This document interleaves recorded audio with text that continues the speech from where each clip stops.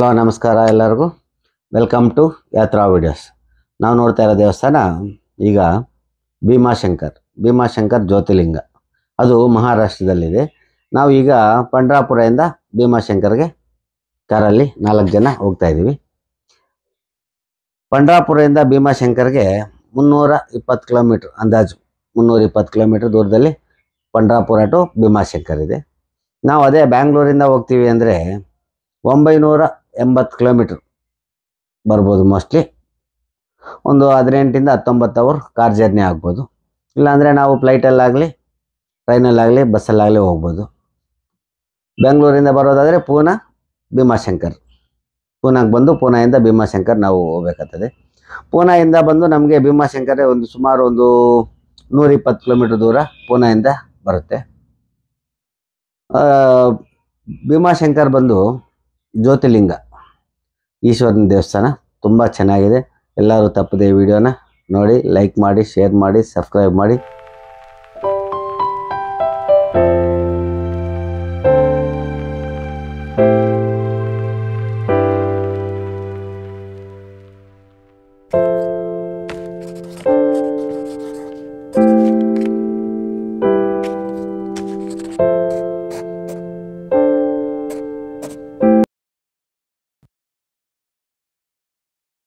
ಪೂನಾಯಿಂದ ಭೀಮಾಶಂಕರ್ ಹೋಗೋ ರೋಡು ತುಂಬ ಘಾಟ್ ಸೆಕ್ಷನಲ್ಲಿರುತ್ತೆ. ನೋಡ್ತಾ ಇದ್ದೀವಿ ನಾವು, ತುಂಬ ಘಾಟ್ ಸೆಕ್ಷನ್ ಇದೆ. ಮತ್ತು ಲೊಕೇಶನ್ ಹಂಗೆ ಸೂಪರಾಗಿರುತ್ತೆ. ವೇವ್ ನೋಡಿ, ನೀವು ಕಾಣ್ತಾ ಇರ್ಬೋದು. ವೇವ್ಸ್ ಎಲ್ಲ ತುಂಬ ಚೆನ್ನಾಗಿದೆ. ಘಾಟ್ ಸೆಕ್ಷನಲ್ಲಿ ಹೋಗ್ತಾ ಇದ್ದರೆ ಪೂನಾಯಿಂದ 120 ಕಿಲೋಮೀಟ್ರ್ ದೂರದಲ್ಲಿರುವಂಥ ಜ್ಯೋತಿರ್ಲಿಂಗದಲ್ಲಿ ಒಂದಾದಂಥ ಭೀಮಾಶಂಕರ್ ಇದು. ಭೀಮಾಶಂಕರ್ ಹೋಗೋ ರೋಡ್ನಲ್ಲಿ ಘಾಟ್ ಸೆಕ್ಷನಲ್ಲಿ ಹೋಗ್ಬೇಕು ನಾವು. ತುಂಬ ಚೆನ್ನಾಗಿದೆ ಘಾಟ್ ಸೆಕ್ಷನ್ ಎಲ್ಲ. ನಮಗೆ ಜರ್ನಿ ಮಾಡ್ತಾಯಿದ್ದೀವ ಅನ್ನೋ ಫೀಲಿಂಗೇ ಬರೋಲ್ಲ, ಅಷ್ಟು ಚೆನ್ನಾಗಿದೆ ಘಾಟ್ ಸೆಕ್ಷನು. ನಾವು ಸಮ್ಮರಲ್ಲಿ ಹೋಗಿದ್ದೀವಿ. ಇನ್ನೇನಾದರೂ ಮಳೆಗಾಲದಲ್ಲಿ ಹೋಗಿದ್ರೆ ಇನ್ನೂ ಇಮ್ಯಾಜಿನ್ ಮಾಡಿ ಎಷ್ಟು ಚೆನ್ನಾಗಿರುತ್ತೆ ಅಂತ. ಸಮ್ಮರಲ್ಲೇ ಇಷ್ಟು ಚೆನ್ನಾಗಿದೆ ಅಂದರೆ ಇನ್ನು ಗ್ರೀನ್ರಿ ಎಲ್ಲ ಇದ್ದರೆ ಇನ್ನೆಷ್ಟು ಚೆನ್ನಾಗಿರ್ತದೆ ಅಂತ ನಾವು ಇಮ್ಯಾಜಿನ್ ಮಾಡಬೇಕು. ತುಂಬ ಚೆನ್ನಾಗಿರುವಂಥ ಘಾಟ್ ಸೆಕ್ಷನ್ ಇದು. ಈ ರೋಡ್ ಬಂದು ಪೂನಾಯಿಂದ ಭೀಮಾಶಂಕರ್ಗೆ ಹೋಗುವಂಥ ರೋಡ್ ಇದು. ಮತ್ತು ರೋಡಲ್ಲಿ ಜರ್ನಿ ಮಾಡುವಾಗ ಹುಷಾರಾಗಿ ಜರ್ನಿ ಮಾಡಬೇಕು. ವೆಹಿಕಲಲ್ಲಾದರೆ ಅದು ಸಿಂಗಲ್ ರೋಡ್ ಆಗಿರೋದ್ರಿಂದ ಆಪೋಸಿಟಲ್ಲಿ ತುಂಬ ಗಾಡಿಗಳು ಬರ್ತಾ ಇರ್ತವೆ. ಕೇರ್ಫುಲ್ಲಾಗಿ ಡ್ರೈವ್ ಮಾಡಬೇಕು ವೆಹಿಕಲಲ್ಲಿ ಹೋಗುವಂಥವ್ರು.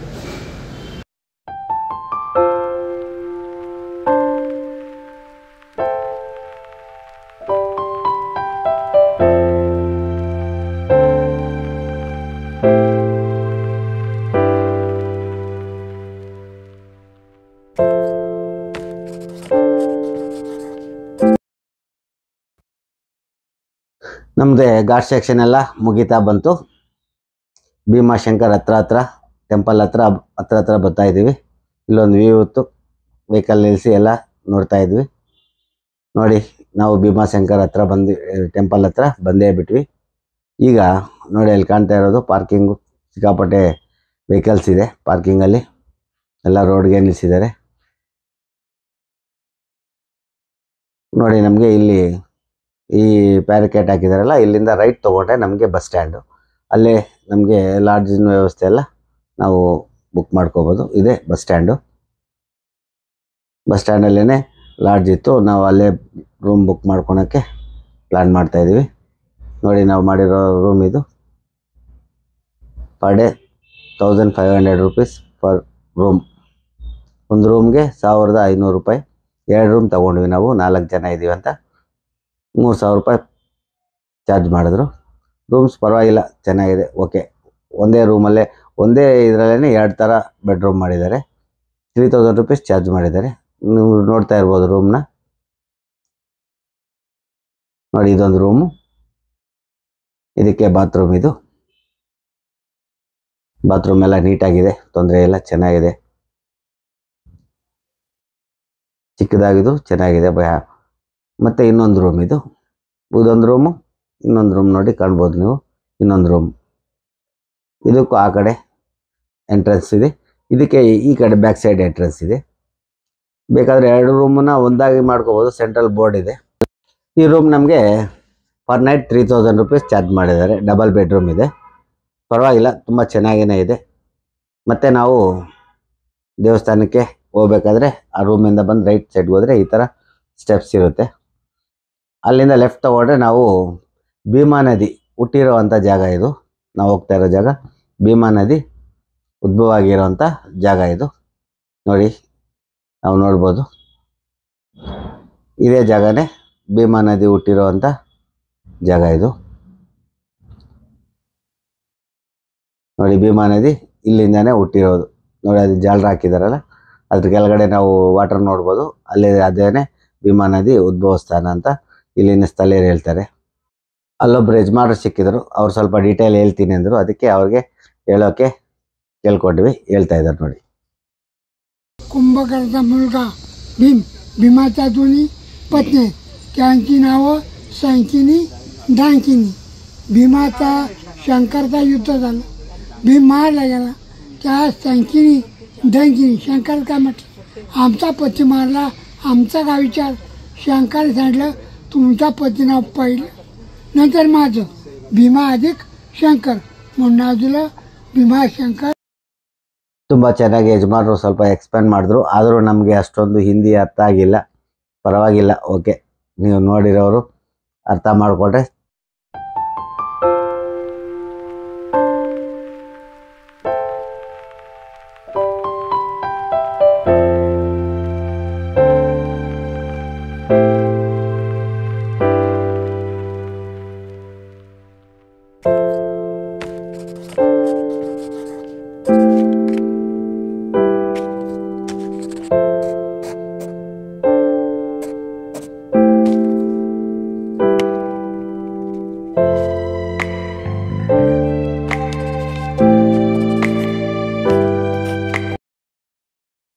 ಭೀಮಾಶಂಕರ್ ಉದ್ಭವ ಆಗಿರುವಂಥ ಜಾಗದಲ್ಲಿ ನಾವು ಸ್ವಲ್ಪ ಹೊತ್ತು ಗ್ರೀನ್ರಿ ಎಲ್ಲ ಚೆನ್ನಾಗಿತ್ತು ಇಲ್ಲಿ. ಅದಕ್ಕೆ ನಾವು ಸ್ವಲ್ಪ ಫೋಟೋ ತಗೊಂಡು ನೋಡಿ, ಇಲ್ಲಿ ಕಾಣ್ತಾ ಇದೆಯಲ್ಲ, 4 ಜನ ನಾವು 12 ಜ್ಯೋತಿರ್ಲಿಂಗ ನೋಡ್ಬೇಕಂತ 15 ದಿನ ಟ್ರಿಪ್ ಪ್ಲ್ಯಾನ್ ಮಾಡಿಕೊಂಡು ಗುಜರಾತಿಂದ ಹೋಗೋಣ. ಪಂಡ್ರಾಪುರ, ನೆಕ್ಸ್ಟು ದೇವಸ್ಥಾನ ಭೀಮಾಶಂಕರ್ಗೆ ಬಂದಿದ್ದೀವಿ. ನೆಕ್ಸ್ಟ್ ತ್ರಯಂಬಕೇಶ್ವರ ಹೋಗ್ತೀವಿ. ಮತ್ತು ಗುಜರಾತ್ ಎಲ್ಲ ನೋಡಿಕೊಂಡು ಲಾಸ್ಟ್ಗೆ ನಾವು 6 ಜ್ಯೋತಿರ್ಲಿಂಗ, ಋಷಿ ದ್ವಾರಕ ಎಲ್ಲ ನೋಡಿಕೊಂಡು 12 ದಿವಸ 13 ದಿವಸ ಪ್ಲ್ಯಾನ್ ಮಾಡಿಕೊಂಡು ರೇಷನ್ ಎಲ್ಲ ನಾವೇ ವೆಹಿಕಲಲ್ಲಿ ಇಟ್ಕೊಂಡು ಅಡುಗೆ ಎಲ್ಲ ನಾವೇ ಮಾಡ್ಕೊಂಡು ತಿನ್ಕೊಂಡು ಹೋಗೋಣ ಅಂತ ಪ್ಲ್ಯಾನ್ ಮಾಡಿಕೊಂಡು ಹೊಂಟಿದ್ದೀವಿ. ಕಾರಲ್ಲಿ 4 ಜನ, ನಾವು 4 ಜನ ಕಾರಲ್ಲಿ ಹೊಂಟಿದ್ದೀವಿ.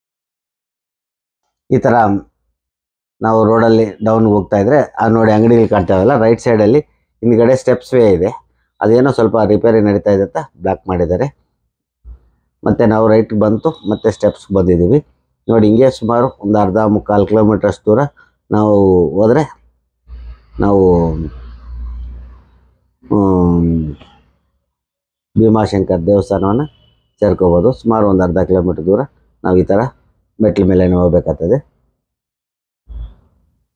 ಈ ಕಡೆ ಆ ಕಡೆ ಅಂಗಡಿಗಳೆಲ್ಲ ತುಂಬ ಚೆನ್ನಾಗಿದೆ. ಏನಾದರೂ ಪರ್ಚೇಸ್ ಮಾಡೋಂಗಿದ್ರೆ ಆರಾಮಾಗಿ ಪರ್ಚೇಸ್ ಮಾಡ್ಬೋದು. ಪರವಾಗಿಲ್ಲ, ರೇಟ್ಗಳೆಲ್ಲ ಸ್ವಲ್ಪ ರೀಸನಬಲ್ ಆಗಿದೆ. ನೋಡಿ, ನಾವು ನೋಡ್ತಾ ಇದ್ದೀವಲ್ಲ, ಇದೇ ಭೀಮಾಶಂಕರ್ ಜ್ಯೋತಿರ್ಲಿಂಗ ಎಂಟ್ರೆನ್ಸ್. ಇದು ದೇವಸ್ಥಾನ ಗರ್ಭಗುಡಿ ಕಾಣ್ತಾ ಇದೆಯಲ್ಲ, ಇದೇ ಗರ್ಭಗುಡಿ. ನೋಡಿ, ಗರ್ಭಗುಡಿ ಮೇಲೆ TV ಇಟ್ಟಿದ್ದಾರೆ, ನಾವು ಜ್ಯೋತಿರ್ಲಿಂಗನ ನೋಡ್ಬೋದು. ಟಿವಿಯಲ್ಲಿ ಡಿಸ್ಪ್ಲೇ ಆಗ್ತಾಯಿದೆ, ಒಳಗಡೆ ಅಭಿಷೇಕ ಆಗ್ತಾ ಇರೋದು ಟಿವಿಯಲ್ಲಿ ಡಿಸ್ಪ್ಲೇ ಆಗ್ತಾಯಿದೆ. ನಾವು ಸೋಮವಾರ ಹೋಗಿದ್ದೀವಿ ಈ ದೇವಸ್ಥಾನಕ್ಕೆ. ಲಾಸ್ಟಲ್ಲಿ ಸುಮಾರು ಒಂದು 7:30 ಟೈಮಲ್ಲಿ ನಾವು ಆ ದೇವಸ್ಥಾನಕ್ಕೆ ಹೋದ್ವಿ ನೈಟಲ್ಲಿ. ಆವಾಗ ಮಹಾಮಂಗಳಾರತಿಗೆ ಅಂತ ನಾವು ಸ್ಪೆಷಲ್ ಟಿಕೆಟ್ ತೊಗೊಂಡು 300 ರೂಪೀಸ್ದು. ಹಾಗಾಗಿ ನಮಗೆ ತುಂಬ ಚೆನ್ನಾಗಿ ದರ್ಶನ ಆಯಿತು. ಅವತ್ತು ಸೋಮವಾರ ಆಗಿರೋದ್ರಿಂದ ತುಂಬ ಚೆನ್ನಾಗಿ ದರ್ಶನ ಆಯಿತು. ಮಹಾಮಂಗಳಾರತಿಗೆ ನಾವು ಅಲ್ಲೇ ಇದ್ದು ಅಲ್ಲಿನ ವಿಡಿಯೋ ಎಲ್ಲ ತುಂಬ ಚೆನ್ನಾಗಿ ವಿಡಿಯೋ ಮಾಡಿದ್ದೀನಿ ಈ ದೇವಸ್ಥಾನದ್ದು. ನೋಡಿ ನೀವು, ಆ ದೇವಸ್ಥಾನದಲ್ಲಿ ಮಹಾಮಂಗಳಾರತಿ ಯಾವ ಥರ ಆಗ್ತದೆ ಅದೆಲ್ಲನೂ ನಾನು ವಿಡಿಯೋ ಮಾಡಿದ್ದೀನಿ. ತುಂಬ ಚೆನ್ನಾಗಿ ಬಂದಿದೆ ಈ ಭೀಮಾಶಂಕರ್ ದೇವಸ್ಥಾನದ ವಿಡಿಯೋ ಎಲ್ಲ. ಪೂರ್ತಿ ಮಹಾಮಂಗಳಾರತಿ ಆಗೋ ಗಂಟ ನಾವು ಅಲ್ಲೇ ಇದ್ವಿ. ಮತ್ತು ಅಲ್ಲೆಲ್ಲ ಮಹಾಮಂಗಳಾರತಿ ಮುಗಿಸ್ಕೊಂಡು ದೇವಸ್ಥಾನದಲ್ಲೇ ಪ್ರಸಾದ ತಗೊಂಡು ನಾವು ರಿಟರ್ನ್ ಆದ್ವಿ. ಈ ವಿಡಿಯೋನ ಪೂರ್ತಿ ನೋಡಿ, ಲೈಕ್ ಮಾಡಿ, ಶೇರ್ ಮಾಡಿ, ಸಬ್ಸ್ಕ್ರೈಬ್ ಮಾಡಿ, ಕಾಮೆಂಟ್ ಮಾಡಿ.